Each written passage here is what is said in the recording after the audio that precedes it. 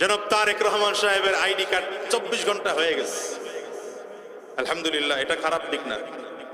তো আমার কথা হচ্ছে, জনাব তারেক রহমান সাহেবের আইডি কার্ড যদি 24 ঘন্টায় করা যায়, আমারটা 24 ঘন্টা হবে না কেন? আপনারটা 24 ঘন্টা হবে না কেন? কথা বলেন না কেন? এখানে বাধাটা কোথায়? আমরা জন্ম নিছি, দুনিয়া হলো জন্ম নিবন্ধন আর ভোটার আইডি কার্ড আর হলো সার্টিফিকেটের নাম সংশোধন করার জন্য। এটা করতে করতেই তো জীবন পার। ঠিক না বেঠিক বলেন? আপনারা যদি জনাব তারেক রহমান সাহেবের আইডি কার্ডটাকে মাত্র 24 ঘন্টায় করতে পারেন, তাইলে বোঝা যায় আপনাদের কাছে এমন প্রযুক্তি আছে যে 24 ঘন্টা আইডি কার্ড বের করা যায়। আপনি সাধারণ মানুষকে সার্ভিসটা দিচ্ছেন না কেন? সুদ খাওয়ার জন্য, ঘুষের ব্যবসা করার জন্য। এই কথা বলেন না কেন?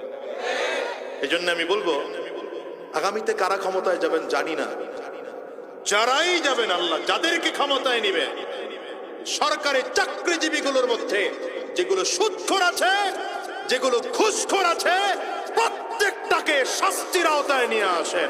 এ বাংলাদেশ অটোমেটিক সুন্দর হয়ে যাবে। আমার দেশের হাজারো মানুষকে আমি দেখেছি শুধুমাত্র আইডি কার্ড ঠিক করার জন্য 100 দিন দৌড়ায়, কাজ হয় না। জন্ম নিবন্ধন ঠিক করার জন্য দৌড়ায়। আমি এই জন্যে এলাকায় যখন দায়িত্ব আমার আসলো, আমি প্রথম ঘোষণা দিয়েছি যে আমি জন্ম নিবন্ধন সংশোধন করে দেব তো দিবই, সরকারি ফি যতটুকু আছে সেটা পর্যন্ত কারো কাছ থেকে নেব না, আমি নিজের টাকায় সেটা করে দেব।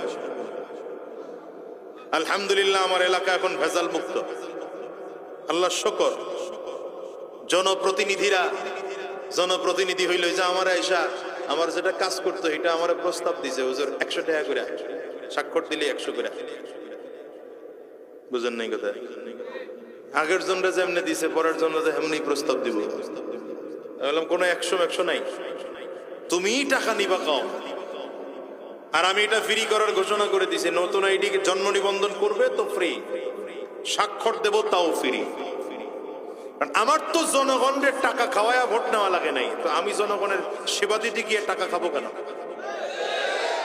এখন আপনারা যাদেরকে টাকা খাইয়া ভোট দেন, তার কাছ থেকে সেবা নিতে গেলে তো টাকা দিয়েই সেবা নেওয়া লাগবে। কি কথা বুঝেন নাই? আমাদের চরিত্র ভালো না তো, আমাদের এই দেশের চরিত্র ভালো নয় জাতির।